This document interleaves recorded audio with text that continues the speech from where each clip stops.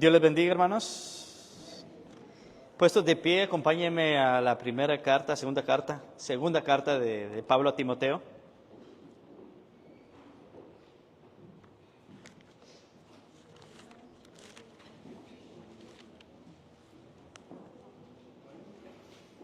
Segunda de Timoteo, capítulo 4.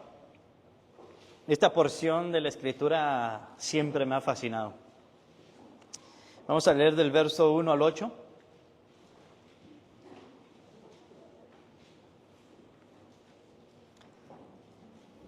Segunda de Timoteo, capítulo 4, verso 1 al 8. ¿Estamos todos? Dice la palabra del Señor: Te encarezco delante de Dios y del Señor Jesucristo. Quiero explicar esa primera parte antes de proceder. Cuando Pablo le dice te encarezco, está exagerando con esta palabra. O sea, esto es algo de alto valor. Te lo estoy encargando como a lo más valioso. ¿Ok? Es una exhortación muy intensa de Pablo a Timoteo. Entonces, quiero que vea cuál es la exhortación de Pablo a Timoteo. Y le dice, te encarezco delante de Dios y del Señor Jesucristo, que juzgará a los vivos y a los muertos en su manifestación y en su reino. Le dice que prediques la palabra, que instes a tiempo y fuera de tiempo, redarguye, reprende, exhorta con toda paciencia y doctrina, porque vendrán tiempos cuando no sufrirán la sana doctrina, sino que teniendo comezón de oír, se amontonarán maestros conforme a sus propias concupiscencias, y apartarán de la verdad el oído y se volverán a las fábulas. Pero tú, ¿a quién se está refiriendo? Timoteo, pero tú, a usted, sé sobrio en todo, soporta las aflicciones, haz obra de evangelista, cumple tu ministerio. Porque yo ya estoy para ser sacrificado y el tiempo de mi partida está cercano. He peleado la buena batalla. He acabado la carrera, he guardado la fe. Por lo demás, me está guardada la corona de justicia, la cual me dará el Señor juez justo en aquel día. Y no solo a mí, sino también a todos los que aman su venida. Incline su rostro. Bendito Padre, es en el nombre de Jesús que nos presentamos, dándote honra y gloria, honor, alabanza, pleitesía, oh Dios. Rogamos, Padre, que nos guíes a través de tu Santo Espíritu, a través de tu palabra, mi Dios, que nos guíes, nos corrijas, nos exhortes y podamos, mi Dios, aplicar tu palabra en nuestras vidas. Tu palabra, oh Dios, nos da o nos multiplica esas fuerzas. Mi Dios, vamos a enfocar tu palabra, la Escritura, en cuanto a correr esa carrera. Mi Dios, muchos nos hemos debilitado hasta este punto. No sabemos ni cómo arrancar, pero eres tú quien nos va a guiar en todo momento. Trabaja en nuestra mente y en nuestros corazones y que tu palabra sea fructífera en cada uno de nosotros. Te lo rogamos en el nombre de Jesús, nuestro Señor y Salvador. Amén, amén. Tome asiento. Vamos a enfocarnos en esa parte, en esa porción, cuando Pablo dice que ha acabado la carrera. Leyendo varias cartas de Pablo y conociendo poco del testimonio del apóstol Pablo, hermanos, podemos darnos cuenta de varias cosas. Dos, y como resultado una más, tres. Que Pablo tenía a Dios en todo momento, en su diario vivir, lo tenía en cuenta. Tenía en cuenta la omnisciencia de Dios y la omnipresencia. La omnisciencia, la omnipresencia. ¿Y qué son esas? ¿Qué es la omnisciencia, hermanos? Que Dios lo sabe todo. ¿Qué es la omnipresencia? Que Él está en todo lugar. ¿Se ha puesto a pensar qué pasaría si yo tengo bien presente la omnisciencia y la omnipresencia de Dios? Llevaría el resultado a tener temor, ¿sí? Entonces, analizando al apóstol Pablo, ¿no? La Biblia nos muestra que un varón, Pablo, entre muchos, pero quiero enfocarme en Pablo, Pablo tuvo mucho éxito en su vida cristiana. Precisamente por eso, ¿no? Por ese temor, porque él tenía bien en cuenta a su Señor. Entonces, si usted y yo tuviéramos en cuenta, este ejemplo se lo he puesto miles de veces, si usted supiera que Dios está a la par, usted no pecaría, ¿verdad? Otro ejemplo literal. Está el varón o la dama a punto de cometer adulterio. Si su esposo estuviera ahí, ¿lo hace? Si su esposa estuviera ahí, vea que no lo hace. ¿Por qué? Porque está allí la persona. Entonces, muchas veces, hermanos, ignoramos ese punto, esos atributos de Dios. Entonces, si tuviéramos en mente que Dios está allí, ¿sabe qué no haríamos? Lo que estaríamos a punto de hacer. Entonces, vemos a un Pablo muy exitoso en su vida espiritual. Ahora, cuando digo un éxito, no me refiero a un éxito económico, material, con comodidades, como muchas veces nosotros tenemos, de posesiones, una vida tranquila. No me refiero a eso, sino un éxito espiritual donde él, ¿verdad?, se negó a sí mismo. Él renunció a su vida, murió a su yo. Él recibió y soportó aflicciones, tribulaciones, pero lo hizo todo con gozo. Entonces, cuando nos comparamos a la vida de Pablo, en este caso, otros varones, nos quedamos bien cortitos, hermanos, a una carrera. Porque decimos, ¿cómo estos varones soportaron tanto? Y cómo yo no soy capaz de soportar, ¿no? Y es precisamente, hermanos, porque conlleva muchas cosas. Una relación, falta de fe, ¿no? Mi pecado, mi vida del siglo XXI, el afán me aparta. Claro, en los tiempos de Pablo era muy diferente, pero antes los mataban, hermanos. Los mataban, había mucha oposición. Entonces, cuando comparamos ambas vidas, la mía y la suya, nos quedamos cortos. Nos quedamos cortos realmente, ¿no? Y es de apreciar lo que Dios hizo a través de estos varones. Entonces, vemos que Pablo lo soportó absolutamente todo. ¿Y cómo logró eso? Bueno, el amor de Cristo. Él lo soportó todo por amor, pero el amor de Cristo lo impulsó a hacer cosas que él pensaba que no iba a hacer. Como muchas veces usted y a mí, ¿verdad? ¿Por qué hace cosas en el Señor usted? ¿Por qué logramos tantas cosas en el Señor? ¿Por qué? ¿Porque somos muy capaces, muy fuertes, muy elocuentes, muy sabios? No, porque es Dios en nosotros. Esa es la clave, hermanos. Entonces, cuando descartamos eso, usted está, como le digo yo, en cruise control, en sus propias fuerzas, ¿no? Por ejemplo, está como un modo Tesla, se maneja solo. No, deje que Cristo maneje y conduzca su vida. No usted la suya, porque ahí es donde vamos a fracasar, hermanos. Entonces, Pablo tenía amor, porque era el amor de Cristo que lo impulsaba, ¿no?, a llegar a hacer tantas cosas. En Hechos 9:20, no vaya, si usted quiere ir, vaya. Pero después de la conversión de Pablo, la Biblia dice que Pablo enseguida, ¿qué hacía? Predicaba de Cristo. Es interesante. Entonces, voy a hacer un paréntesis muy breve.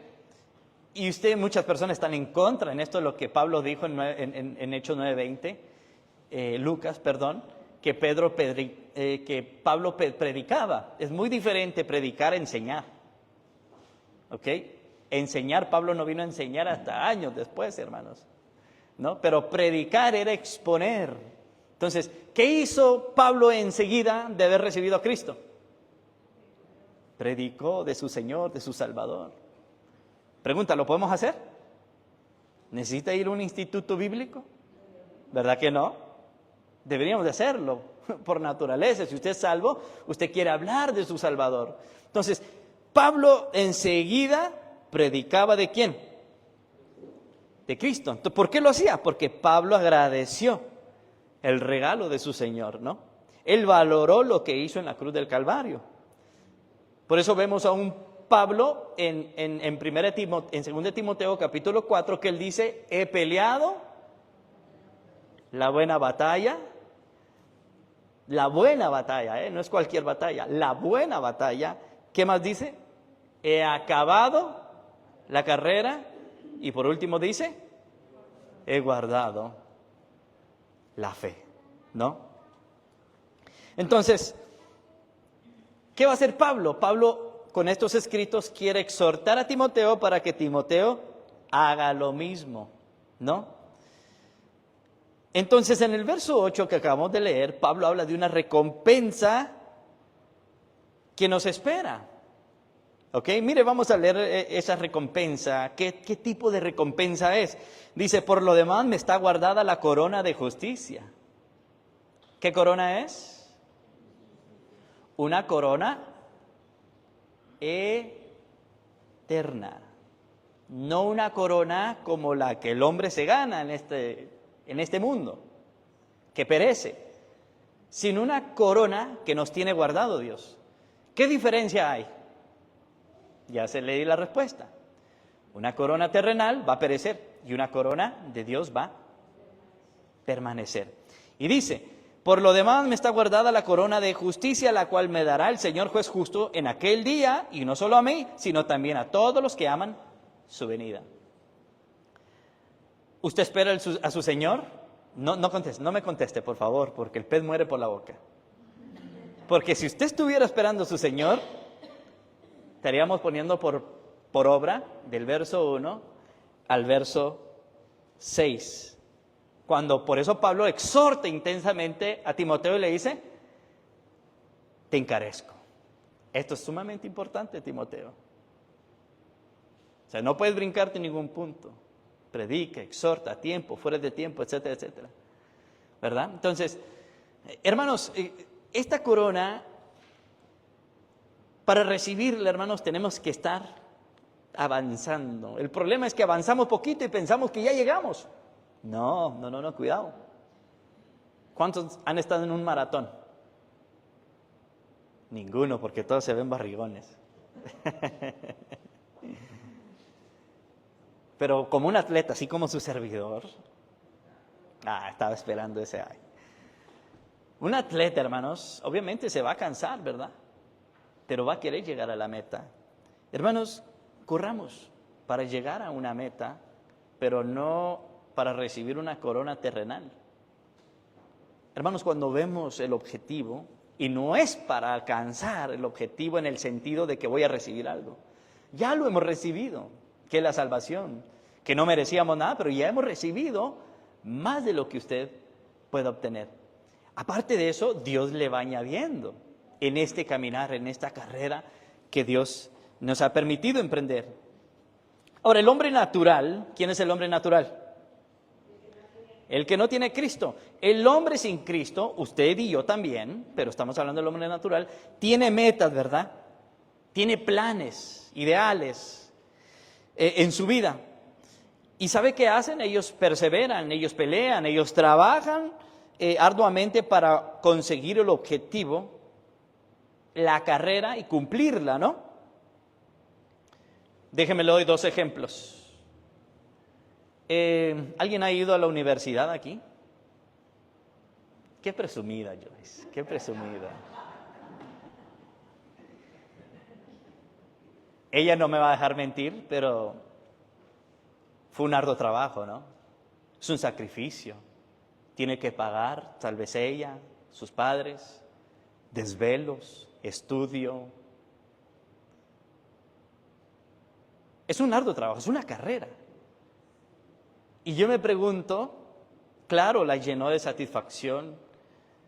Y queremos comparar una corona, una carrera terrenal, con una corona y una carrera espiritual eterna. Y digo yo, bueno, después de tanto esa travesía, muchas veces la persona llega a pensar, bueno, ¿y esto a qué me condujo? Sí, quieren vivir bien, quieren tener un buen trabajo, ser educados es bueno, no estamos en contra del estudio. Recuerde, lo que quiero comparar es lo terrenal con lo espiritual. El hombre se puede esforzar y lograr, qué bueno, no estamos en contra del estudio, pero al final hay una gran interrogativa diciendo, todo esto que me produjo en una ganancia eterna, ¿verdad que nada? Los deportistas, sea fútbol americano, básquetbol, soccer, también ellos juegan para ganar, ¿verdad? Llegar a la final, coronarse, pero durante ese transcurso tienen que entrenar, tienen que sacrificarse, abstenerse de alimentos, abstenerse de muchas cosas. Llegan a ganar el campeonato y después de eso, ¿qué? Claro, queda en la historia, queda como un legado, pero en su vida eterna, ¿cómo queda eso?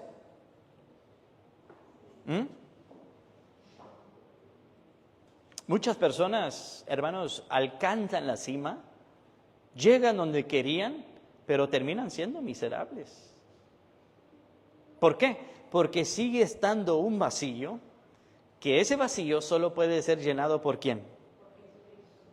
Por Cristo Jesús, ¿verdad?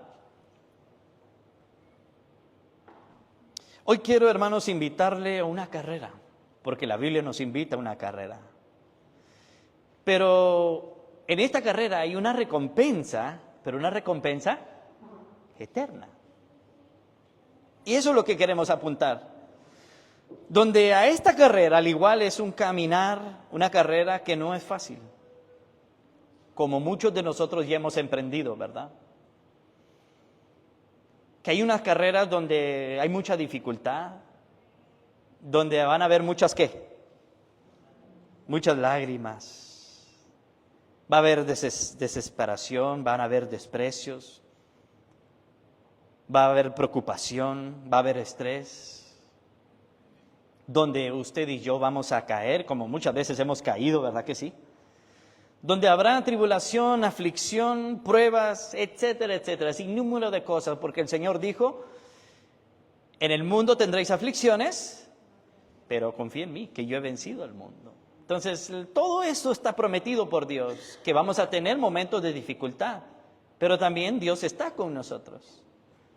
Entonces, cada creyente aquí ha emprendido esta carrera, ¿verdad que sí? Pero todos que somos creyentes, yo le voy a hacer 3 preguntas, hermanos. 3 preguntas y yo quiero que usted se las lleve a casa y que las medite hoy en día. Porque estas 3 preguntas le van a sacudir. Porque sí es creyente, usted ya emprendió su carrera y le felicito, ¿no? Primer pregunta, hermanos, quiero que haga memoria. Haga memoria del primer día, del primer semana, primer mes, el primer año cuando usted emprendió la carrera en Cristo. ¿Cómo fue su primer año? ¿Cómo fue? Usted era como Pablo, que enseguida predicaba de Cristo. ¿Sí o no? ¿Me va a dejar mentir? Cuando usted estuvo enamorado, Manuel con Joyce, todavía, ¿verdad, Manuelito? Si no, me lo suenan ahí. ¿Qué hace el enamorado? Presume su pareja, ¿verdad? Quiere pensar, hablar de su pareja todo el día y a medio mundo, ¿no? El creyente hizo eso. Entonces, ¿cómo empezó la carrera? Segunda pregunta, ¿cómo vamos hoy en día en esa carrera? ¿Cuánto tiempo ha pasado? ¿5, 10, 15, 20 años? ¿Seguimos como empezamos? ¿O cómo estamos? ¿Ha habido cambio? Obviamente sí, tanto para mal como para bien. ¿Ha habido crecimiento o hemos menguado? Entonces, ¿cómo empezó la carrera? Recuerde, ¿Cómo estamos ahorita? Y si estamos mal de una forma negativa, ¿verdad que hay una impotencia? Y decir, Señor, pero ¿por qué no puedo hacer lo que hacía antes? ¿Verdad que sí? Yo se lo digo porque a mí me pasa. Pasa mucha frustración, salud, mucha frustración cuando intento hacer lo que hacía antes. Y digo yo, Señor, pero ¿qué pasó? ¿Cómo empezó la carrera? ¿Cómo va la carrera? Y tercer pregunta, hermanos, ¿cómo quiere terminar su carrera? ¿Cómo quiere terminarlo? ¿No?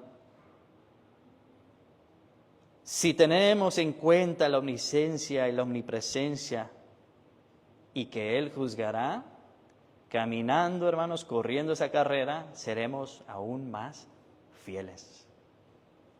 Entonces, mediten esas tres preguntas, medítelas en el sermón o llévese a la casa para que usted medite, ¿no? ¿Cómo empecé? Mire su trayectoria, ¿cómo estoy? Y mire cómo está, cómo quiere o cómo va a terminar. ¿Ok? Es una proyección que analice su vida. Precisamente por eso, hermanos, Pablo exhorta a Timoteo para que él logre el objetivo de pelear la buena batalla, que acabe la carrera y guarde la fe. O sea, son tres cosas muy diferentes, que es el mismo objetivo, ¿no? Y como recompensa recibir ¿el qué? La corona de justicia. Pero hay requisitos para obtener una vida cristiana exitosa. Por eso Pablo tenía una vida cristiana exitosa, ¿no? ¿Recuerda cuando él dijo, todo lo puedo en Cristo que me fortalece? O sea, no es de que todo lo puedo yo porque soy el mero mero, el muy muy, no. Todo lo puedo, esas dos letritas, en, posicionalmente, él, no yo, él, las fuerzas de él. Y ahí es el problema, hermanos, que peleo en mis fuerzas o ya no, en mi carrera dejé de pelear en las fuerzas del Señor o dejé que Él peleara por mí y ahora yo estoy tomando el control. Eso pasa, hermanos, cuando tenemos un poquito de conocimiento y ya creemos estar firmes. Pero el que crea estar firme, procure de no caer, ¿no? Entonces muchas veces, hermanos, nuestro orgullo, nuestra soberbia nos hace caer. Entonces, en esta segunda carta de Pablo a Timoteo, él exhorta y le exige a Timoteo que predique la palabra de verdad, la palabra que le va a traer el ¿qué, hermanos? Esa misma palabra de verdad le va a traer ¿a qué, Timoteo? Muchos padecimientos. ¿Le van a traer mejores amigos? No, le van a traer los peores enemigos, ¿no? Lo van a perseguir. Entonces, Pablo le dice, proclama el evangelio, a pesar de toda la oposición, a pesar de toda la falsa doctrina y los falsos maestros. Para este entonces habían ya falsos maestros infiltrados dentro de la iglesia. Recuerda la primera carta de Pablo a Timoteo, recuerda que lo exhorta y le dice, por eso te mandé que te quedases aquí, para que no permitieses a fulano de tal enseñar. Entonces los falsos maestros ya estaban introducidos. Por eso Pablo exhorta a Timoteo a que se apegue a los mandamientos, ¿no? Por eso le dice, te encarezco. Lo que pasa, hermanos, que mientras que usted y yo edificamos, ¿sabe qué hace el enemigo? Se encarga de derrumbar lo edificado. Entonces, ¿se imagina usted, hermanos? Usted está construyendo, usted está en la playa con su coco. Usted está construyendo un castillo de arena. Lleva horas, pero viene alguien y le pega una patada. ¿Cómo se sentiría? Triste, enojado. Así es el enemigo, ¿no? Mientras que usted edifica, el enemigo se encarga de... ¿Es frustrante? ¿Es cansado? Sí. Entonces usted tiene que volver a edificar. O tira la toalla diciendo, bueno, ya estuvo, ya no pude. ¿Se da por vencido? No, debemos de seguir la carrera. Hermanos, en esta carrera va a tener oposición. No tiene los mejores brazos abiertos. Incluso dentro de la iglesia, usted va a ver hermanos, hermanas, oposición, No quiero decir, hermanos, hermanas, va a haber lobos rapaces, ¿no? Espero y no empiece a aullar. Era un chiste sin chiste. Por eso Pablo le dice, insiste a tiempo y fuera de tiempo, ¿no? Persevera en todo momento. Siempre, hermanos, debemos de estar trabajando en la obra de Dios. Por eso, hermanos, seguir a Cristo es un trabajo muy difícil y cansado. Y muy pocos los pueden llegar a cumplir. De una manera avanzamos, pero parece ser que muchas veces retrocedemos, ¿no? Pero debemos de entender que es Cristo quien nos da ese descanso cuando usted está cansado. Y es allí donde nos frustramos y no aprendemos a descansar en el Señor. Y corremos por correr. Como un boxeador, ¿ha visto un boxeador usted tirar golpes al aire? Simplemente por tirarlos, ¿no? Él quiere darle ¿a quién? Como dice el dicho, ¿cuál es el pasaje favorito de los boxeadores? Más bienaventurado es dar que recibir.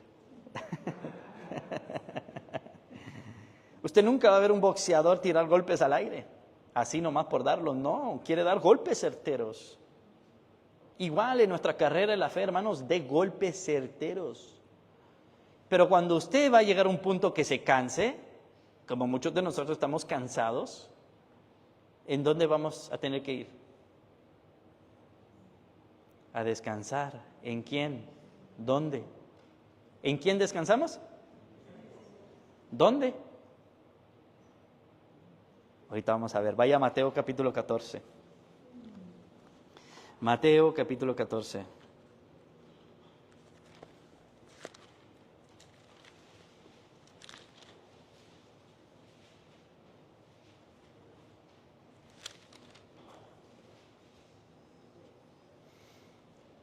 Vamos a leer del verso 22 al 33 y vamos a analizarlo rapidito.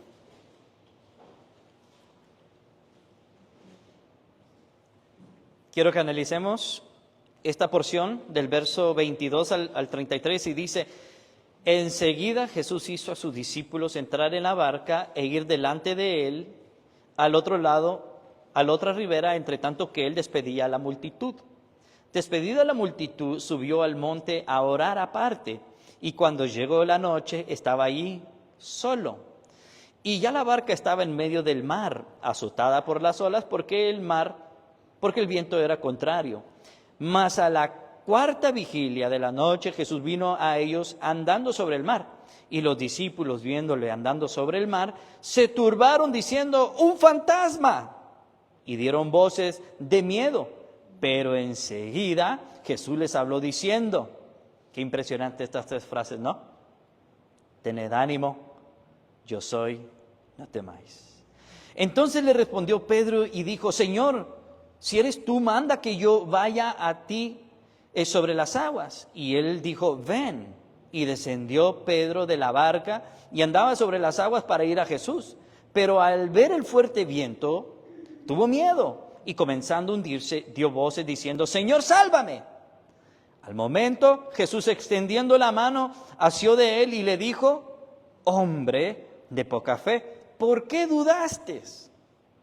Y cuando ellos subieron en la barca, se calmó el viento. Entonces los que estaban en la barca vinieron y le adoraron diciendo: verdaderamente eres hijo de ¿quién? Entonces aquí vemos cuando Jesús anda sobre el mar. Ahora, vaya al verso 22. Y la Biblia empieza con una palabra muy interesante, hermanos. La segunda, pues. Y este pasaje 22 empieza diciendo: enseguida. Enseguida. La pregunta es: ¿enseguida de qué? Cuando leemos y analizamos el contexto, nos habla de cómo Jesús, con sus discípulos, alimentaron a ¿cuántos? Con panes y peces.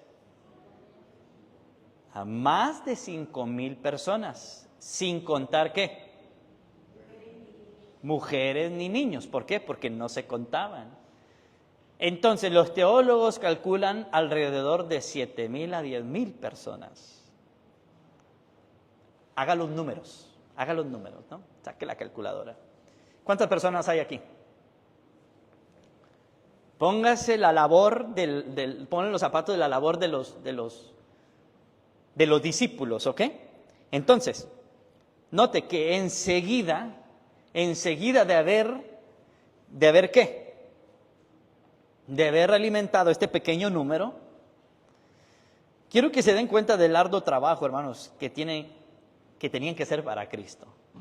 5,000 personas es mucho, 7,000 es exagerado, 10,000, 11,000 es una barbaridad. ¿Para 12 personas? Si yo solo al contar servirles a ustedes, yo creo termino cansado. No, estoy hablando de comida, o sea, si tendrían los meses y yo estuviera sirviéndole a todo el mundo, aparte que ustedes son bien demandantes.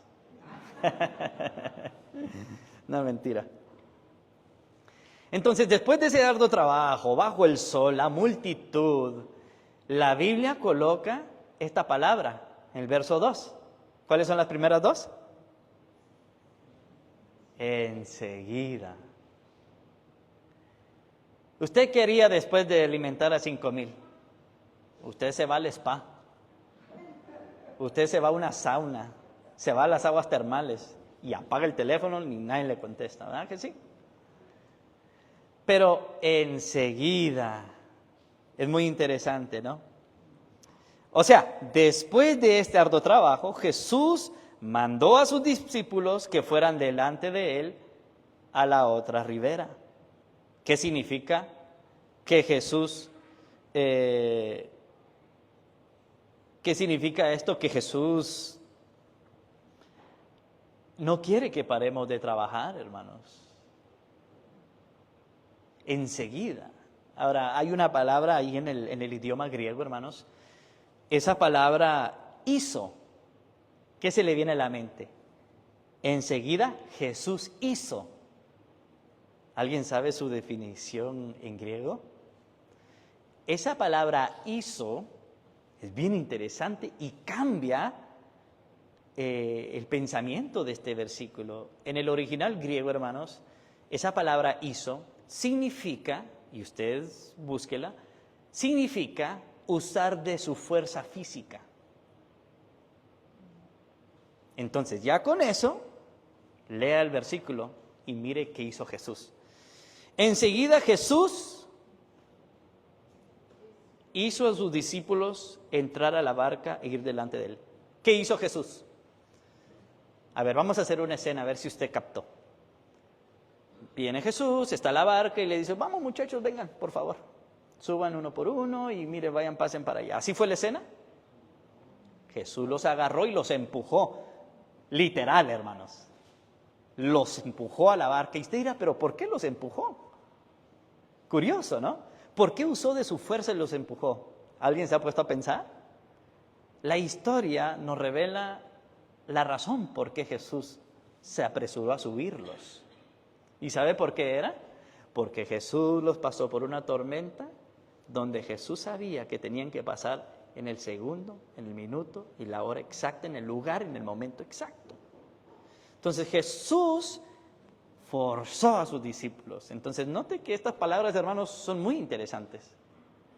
Si nos detenemos en todas, extraeremos mucha enseñanza, pero vea que los discípulos, después de haber alimentado a unos cuantos, enseguida, ¿qué hizo? Enseguida forzó a sus discípulos a adentrar a una barca y que empezaran a ir al otro lado de la ribera. ¿Estarían cansados los discípulos, hermanos? Qué interesante que le dice, vayan delante, ¿no? Igual el mismo principio de Juan el Bautista. Juan el Bautista iba delante del Señor preparando el camino. Igual, usted y yo debemos de ir en esta carrera adelante, ir preparando el camino a los demás que van a creer. Los principios, hermanos, son los mismos. Ahora, yo quiero que entienda el cansancio de los discípulos. Pero a pesar del cansancio, ¿qué hicieron ellos? Obedecieron, no tuvieron otra porque también los empujó el Señor, ¿no? Obedecieron a la orden, independientemente, hermanos, obedecieron a la orden porque se podían haber oponido al Señor, ¿no? Hermanos, en nuestra carrera va a llegar momentos donde nos vamos a cansar, ¿verdad? Pero tenemos que tener esa misma actitud de obediencia y perseverancia como los discípulos. Pregunta. Mientras que ellos se iban, ya Jesús los forzó, mientras que ellos iban cruzando, Jesús, ¿qué hizo? ¿Aprovechó para ir a descansar? ¿Qué hizo Jesús? Él no se fue a descansar, se fue a despedir a la multitud, ¿no? Y cuando, ¿a cuántos despidió? A más o menos una multitud de 5,000, ¿no? Después de eso, sí se fue a descansar. Y ahí es donde yo quiero llevarlo a usted, hermanos. Jesús sí fue a descansar, pero no se fue a descansar así como usted, como yo. Que ahorita yo saliendo de aquí con Karen, yo termino agotado, yo voy al sillón y me duermo un rato, unos 5 o 10 minutos. Literal. Jesús no fue, después de despedir a la multitud, no fue a descansar así como usted y yo descansamos. ¿Sabe cómo fue a descansar el Señor? En oración a su Padre. Mire conmigo el verso 23. ¿Dónde estamos? Dice, despedida la multitud, subió al monte a orar aparte, ¿verdad? Y cuando llegó la noche, estaba ahí solo. No crea que Jesús oraba como usted y yo oramos. 1 minuto, 2 minutos, 5 minutos. No, cayó la tarde, hermanos. El descanso de Jesús, ¿cuál era? ¿Verdad? Entonces, ¿el Señor en dónde y en quién halló descanso? En la oración y en su Padre. Hermanos, en nuestra carrera, ¿dónde usted va a hallar ese descanso? En oración con su Padre Celestial. Hay veces que no tenemos fuerzas y usted ya intentó todo en sus fuerzas y usted va a seguir fracasando, hermanos, vamos a seguir fracasando. Es como ese castillo, se lo derrumbaron y usted tira la toalla, ya no quiere seguir derrumbando, no, siga perseverando. Así como los discípulos empezaron a andar al otro lado de la ribera, así, después de un servicio, siga trabajando, hermanos. Y de repente en los ministerios, ¿qué es lo que pasa? Es que nadie agradece, ya no quiero servir, me voy de la iglesia, ¿sí o no? Hay que hablar con los hermanos, hay que hacerles entender que en la carrera del Señor así es. No todo mundo le va a aplaudir.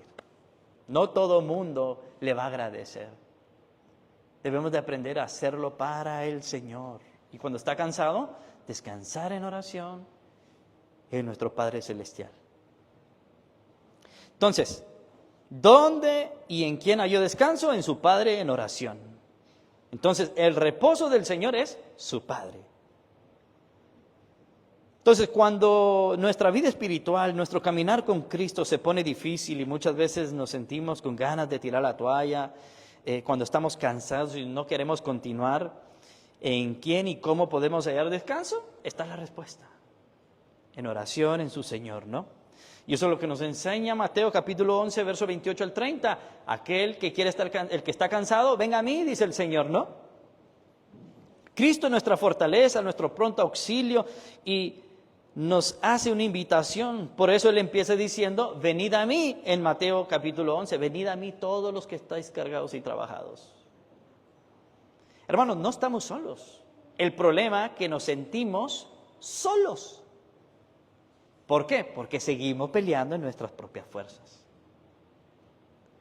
Y Él dice, venid a mí, yo soy la puerta, yo soy la respuesta. Yo les voy a dar descanso para vuestras almas. Más allá de ser un descanso físico, hermanos, es un descanso para su alma. porque es esa alma la que necesita fuerza para seguir adelante. Y es Dios quien le va a fortalecer, multiplicar esas fuerzas. ¿No? Sus fuerzas físicas usted la tiene la noche para descansar, pero su fuerza espiritual, ministerial, es en el Señor. ¿No? Entonces el Señor nos invita, hermanos, cuando está cansado, a descansar en Él para poder cumplir esta carrera.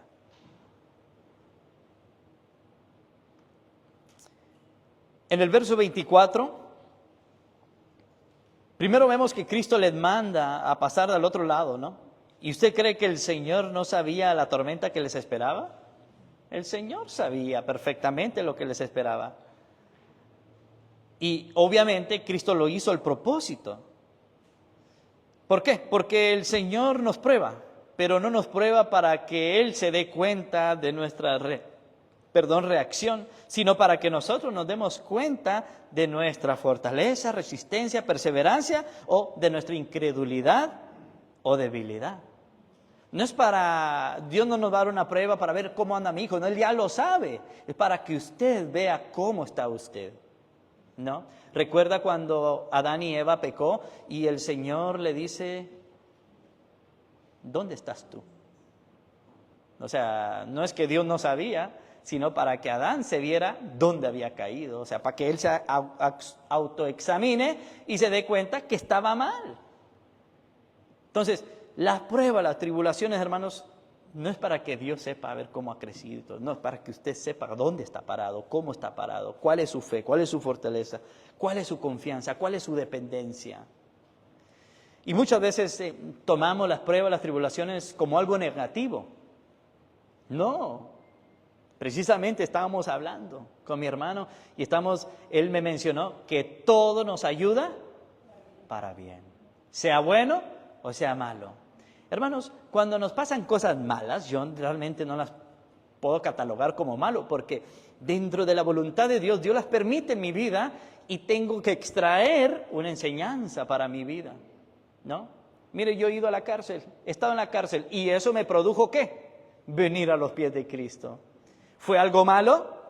Produjo algo bueno, ¿no? Entonces, gloria a Dios. Malo sería que me pase algo malo y me quede yo con la toalla tirada, ¿no? Eso sí es malo, ¿no? Entonces, todas las pruebas, hermanos, nos ayudan a crecer, madurar, para darle la gloria a su Señor. Entonces, mire, leamos verso 24, es lo que nos enseña y dice, ya la barca estaba en medio del mar. ¿Dónde estaba?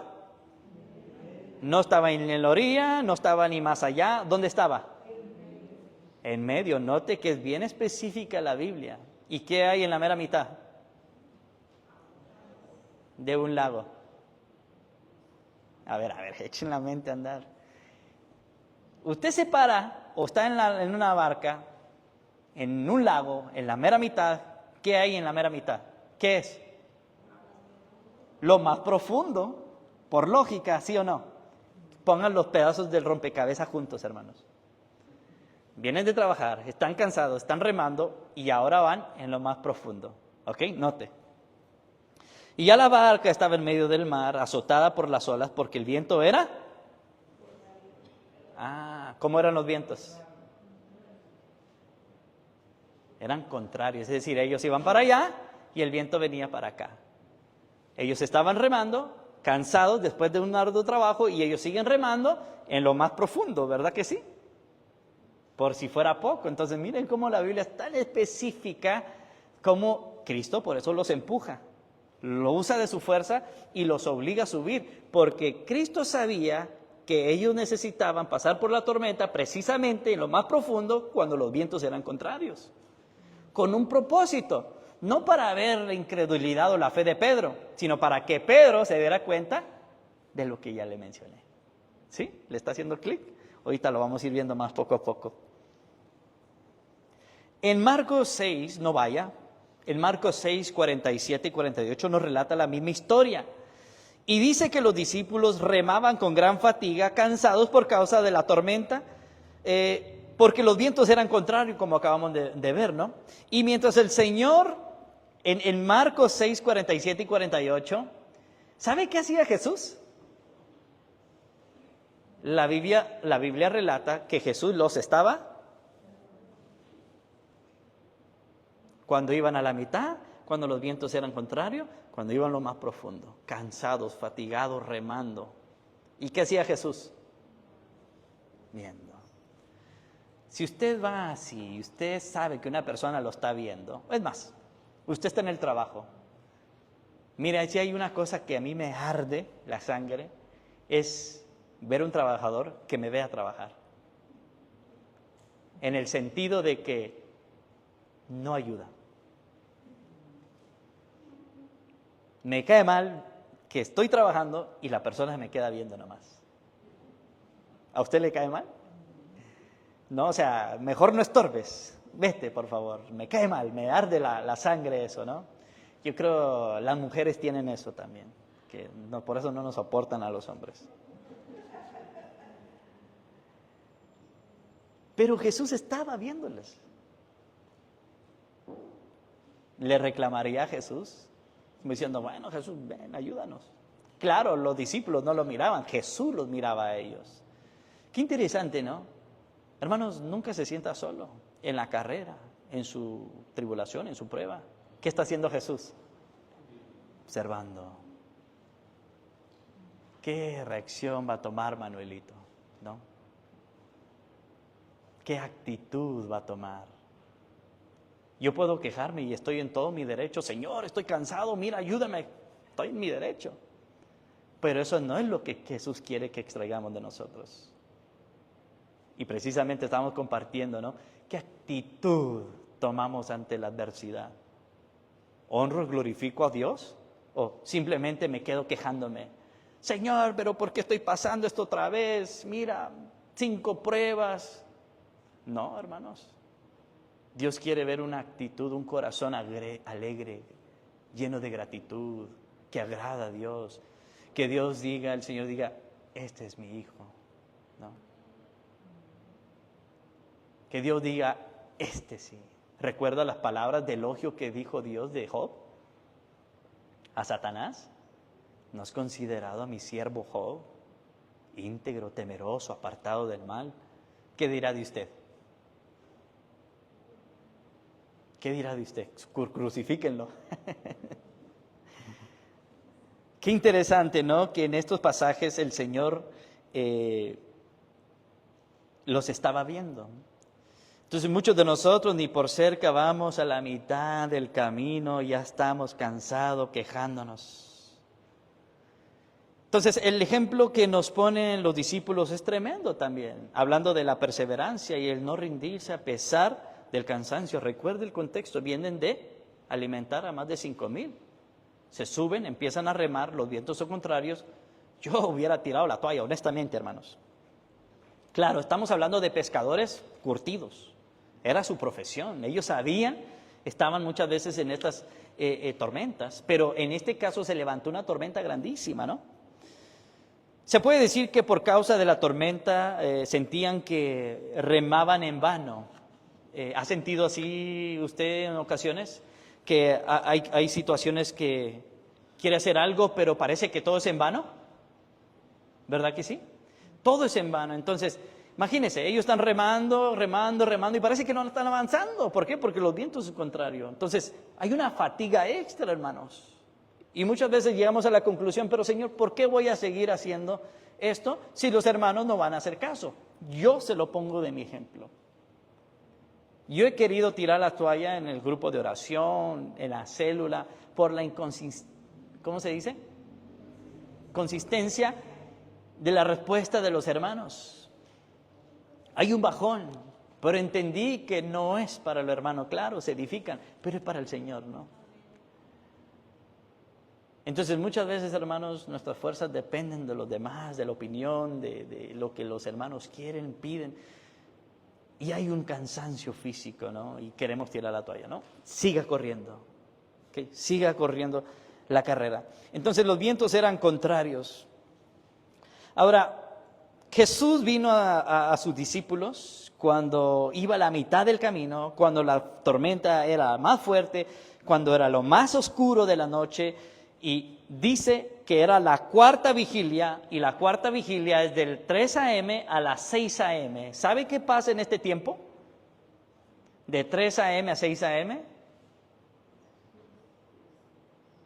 Las estadísticas mencionan que hay más violencia, más robo, más crimen de ese horario, de las 3 de la mañana a las 6. ¿Por qué? Porque es el momento más oscuro, más denso de las tinieblas, por decirlo así. Pero Jesús vino en esa hora, ¿no? En lo más oscuro, en lo más denso, en la tormenta, en lo más profundo, cuando estaban más cansados. ¿No le hace clic que el Señor viene en su prueba en ese momento? Cuando usted tal vez ya perdió toda esperanza y el Señor se aparece. Se aparece de una manera impresionante. ¿Y sabe cómo se aparece el Señor? Se aparece con 3 palabras. Y estas palabras, hermanos, yo me las he guardado siempre en mi corazón cuando paso momentos de dificultad. ¿Y el Señor qué les dijo? ¿Cómo se apareció el Señor? Caminando sobre el agua, y les dijo 3 frases. ¿Cuáles son las que le dijo? Analice la primera: tened ánimo. Oye, Señor, ¿cómo? Si voy remando, ¿cómo me va a decir sigue teniendo ánimo? Estoy cansado, ayúdame. ¿Se imagina que usted esté trabajando, deteniendo algo, haciendo fuerza, y yo le digo, ánimo, hermano? ¿Verdad? Pero el Señor viene con una facilidad y les dice, hey, tengan ánimo. Pero ¿sabe por qué le dice ten ánimo? Porque yo soy. Ese yo soy, ¿quién es? El Dios Todopoderoso. ¡Wow! O sea, para mí no hay nada imposible. Cristo con esa palabra les dice, yo estoy en control. ¿Verdad? Tened ánimo, yo soy. Y por último, ¿qué le dice? Lo que tenían ellos. Le dice, no temáis. No temas. Pregunta, ¿hay algo de qué preocuparse? No, pero de todo nos preocupamos, de todos modos. A pesar de que el Señor, en nuestras pruebas, en nuestra carrera, en nuestra debilidad, siempre se aparece y nos dice, hey, ten ánimo, sigue avanzando, no temas, yo soy, aquí estoy contigo, tranquilo. ¿Emprendiste esta carrera? Aquí estoy yo contigo. Y es que se nos olvida la omnisciencia y la omnipresencia de Dios. Y si tuviéramos en mente que Dios siempre está luchando, corriendo, peleando por nosotros y con nosotros, estaríamos animados, ¿no? Entonces los discípulos están remando fatigados. Entonces, ¿qué pasa? Pedrito, o sea, se asustaron, pensaron que eran un fantasma. ¿Y qué hace Pedrito? Pedrito le pide una señal. Vamos a brincarnos hasta el verso 28 y le dice, entonces le respondió Pedro, bueno, mire, vamos a leerlo a partir del verso 24 y dice, y la barca estaba en medio del mar, azotada por las olas porque el viento era contrario, mas a la cuarta vigilia de la noche Jesús vino a ellos andando sobre el mar y los discípulos viéndolo andar sobre el mar, se turbaron diciendo, un fantasma, y dieron voces de miedo, pero enseguida Jesús les habló diciendo, tened ánimo, yo soy, no temáis. Entonces le respondió Pedro y dijo, Señor, si eres tú, manda que yo vaya a ti sobre las aguas. Le dice, Señor, manda. Si realmente eres tú, manda, por favor. O sea, no estaba tan seguro, ¿no? Qué interesante que demanda una señal. ¿Cuál señal? Pidió caminar en las aguas. Entonces usted y yo conocemos la historia. Pedrito, ¿qué hace? Efectivamente, empieza a andar sobre el mar. ¿Verdad que sí? Interesante que empieza a andar sobre ese mar. Hermanos, espiritualmente somos como ese Pedro que demandamos señal cuando estamos en momentos de dificultad. Por ejemplo, Señor, si eres tú me vas a ayudar. Si realmente estás conmigo, sácame de esta prueba. Y llega un momento que nos atrevemos a prometerle a Dios, ¿no? Señor, si me ayudas aquí, te prometo que voy todos los domingos al culto. Te prometo que me levanto a orar, a leer la Biblia. Nos atrevemos a hacer tal cosa, hermanos, solo por que nos saquen de ese momento de dificultad. Esta carrera, hermanos, está lleno de pruebas y de tribulación y aflicción. Por eso, téngalo asegurado. ¿Qué debe de aprender? Seguir avanzando. Entonces, este ejemplo de los discípulos, hermanos, nos ayudan a eso, a seguir avanzando sin desmayar, ¿no?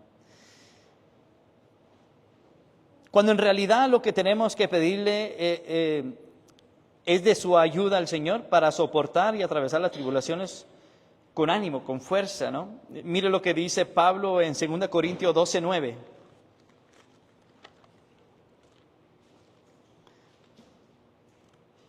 Segunda de Corintios 12:9. Pablo le pide al Señor que le quite el aguijón, una enfermedad, ¿no? Y Pablo le dice, 3 veces te rogué y no me contestó. ¿Y qué le dijo el Señor? Bástate mi gracia. ¿A qué se refiere? Bástate mi gracia. ¿Qué es eso? Mi gracia, mis fuerzas, mi provisión es más que suficiente. O sea, no necesitas nada más. En pocas palabras le dijo, vas a tener esa enfermedad, no te la voy a quitar, sino mi gracia te va a sustentar. Entonces, Pablito aprendió ¿a qué? A depender, esperar, confiar en Dios. Entonces, hermanos, ¿es necesidad una enfermedad para que usted aprenda a confiar en el Señor? Dios lo puede hacer. ¿Verdad que sí? No obligue o lleve a Dios a hacer tal cosa. Por las buenas, por favor, por las buenas. Y le dice, bástate mi gracia, porque mi poder, eso es lo que le respondió Jesús, porque mi poder se perfecciona en la debilidad. Entonces, ¿a qué se refiere? Pablo dice, entendí que cuando soy débil, entonces soy fuerte. ¿Cómo está el asunto? ¿Cómo que soy débil y soy fuerte? Cuando usted es débil, es cuando usted aprende a depender en Dios. Y cuando usted depende en Dios, es la fuerza del Señor. Por eso, cuando soy débil, entonces soy fuerte. ¿Sí entendemos ese proceso del Señor? Van a haber momentos en nuestra carrera que vamos a ignorar la voz de Dios. Así como Pedro y los discípulos, ¿no? Mire, acompáñeme al Salmos capítulo 40.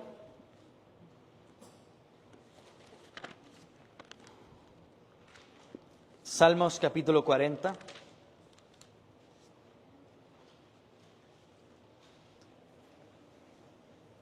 El problema es que nos desesperamos en nuestra carrera, hermanos. Especialmente las mujeres, los varones van a decir amén. Las mujeres quieren tronar el dedo y que se haga todo, ¿sí o no, mi hermano Manuel? Eso. Ese es un macho alfa, pecho peludo. Y la que le espera en la casa, ¿no? Macho menos. ¿A quién? Ya sé. Mire lo que dice Salmos 40, ¿no? Mire el salmista, qué interesante. Mire lo que dice David. ¿Con qué palabra empieza? Pacientemente. Esta palabra no la conoce la mujer, ¿eh? Pacientemente esperé a Jehová. Qué bonito, ¿no? Pacientemente esperé a Jehová. ¿Y qué hizo el Señor? Y se inclinó a mí y oyó mi clamor. ¿Y qué más dice? Y me hizo sacar del pozo de la desesperación, del lodo cenagoso. Puso mis pies sobre peña y enderezó mis pasos. Puso luego en mi boca cántico nuevo, alabanza a nuestro Dios. Alabanza a nuestro Dios verán estos muchos y temerán y confiarán en Jehová. ¿Cómo esperó el salmista?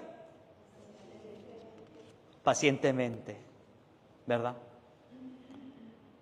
Y es que es el problema, hermanos. Queremos acabar la carrera, queremos lograr cosas y qué bueno, pero debemos de aprender a ser pacientes. En nuestra vida de pecado, en nuestra frustración, debemos de aprender pacientes. En esa paciencia, usted debe de estar trabajando, remando, orando, buscando la presencia del Señor. El problema es que queremos todo en las manos. Queremos que Dios resuelva nuestra vida de pecado. No, eso lo tiene que resolver usted sí o sí, ¿verdad? Terminamos con Filipenses capítulo 3, versos 7 al 14.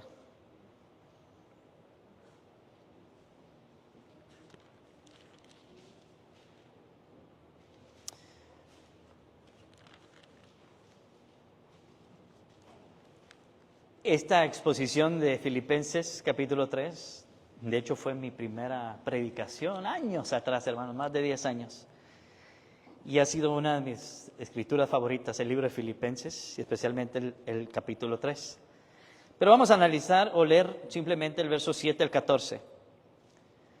Pablo, en el contexto, pone sus credenciales, y él dijo, yo era tal persona, tenía estos títulos, o sea, era una persona muy importante con poder, autoridad.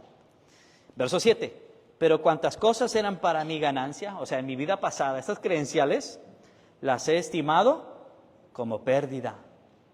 ¿Por qué? Por amor de Cristo. Y ciertamente aún, note, ¿cómo empezó la carrera usted? ¿Cómo sigue? ¿Y cómo va a terminar? Aquí Pablo lo describe. ¿Cómo empezó? ¿Cómo va? ¿Y cómo quiere proyectarse? Note, pero cuantas cosas eran para mi ganancia, las he estimado como pérdida por amor de Cristo. Y ciertamente, aún, es decir, tiempo actual. Y ciertamente aún estimo todas las cosas como pérdidas por la excelencia del conocimiento de Cristo Jesús, mi Señor, por amor del cual lo he perdido todo y lo tengo por basura para ganar a Cristo. Y ser hallado en Él, no teniendo mi propia justicia, que es por la ley, sino la que es por la fe de Cristo, la justicia que es de Dios por la fe. En este contexto, Pablo antes, como era fariseo, pensaba que la justificación, la salvación era por la ley. Y Pablo dice, no era por mérito propio, es por la gracia, es por la fe de Cristo Jesús. Verso 10, a fin de conocerle y el poder de su resurrección y la participación, ahí está la carrera de él, y la participación de sus padecimientos, llegando a ser semejante a él en su muerte. ¿Qué quería imitar Pablo de Cristo? Todo, incluso padecer exactamente como Cristo padeció, literal, hermanos. Verso 11. Si en alguna manera llegase a la resurrección de entre los muertos, no que lo haya alcanzado ya, ni que ya sea perfecto, sino que, ¿qué hace? Sino que prosigo por ver si logro hacer aquello para lo cual fui también nacido por Cristo Jesús. Hermanos, yo mismo no pretendo haberlo ya alcanzado, pero una cosa hago. Y aquí está la clave, hermanos. Olvidándome ciertamente lo que queda atrás y extendiéndome a lo que está adelante. Prosigo a la meta. No se detenga, prosigo a la meta, al premio del supremo llamamiento de Dios en Cristo Jesús. ¿Hay necesidad de detenernos, de perseverar? No. Por eso Pablo llega a un punto donde dijo, he peleado la buena batalla, he acabado la carrera y he guardado la fe. Hermanos, en este caminar van a haber espinas, cardos, piedras, enemigos, pero va a haber gente que le ama, pero sobre todo le pueden fallar todo el mundo, pero Cristo siempre va a estar viéndolo, lo va a ver remar, perseverar. Entonces, todo lo malo no lo catalogue como malo, sino como bueno. Incline su rostro. En Filipenses 1:12 la Escritura dice, quiero que sepáis, hermanos, que las cosas que me han sucedido han redundado más bien para el progreso del Evangelio. He sufrido, sí, pero esto me ha llevado al progreso del Evangelio. Mi sufrimiento ha beneficiado a los demás. Hermanos, ¿cuándo su sufrimiento ha beneficiado a un hermano de la iglesia? A un alma. Difícilmente, ¿no? Hermanos, en esta carrera debemos de padecer por causa del Evangelio. Pablo se lo deja bien explícito en la segunda carta de Pablo a Timoteo.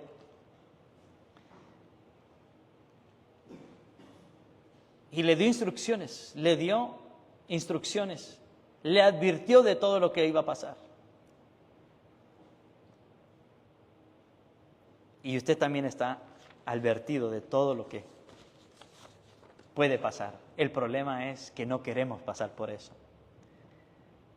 Y la Biblia nos enseña es que el que pone las manos en el arado y voltea a ver atrás, no es apto, no sirve para la obra del reino de Dios.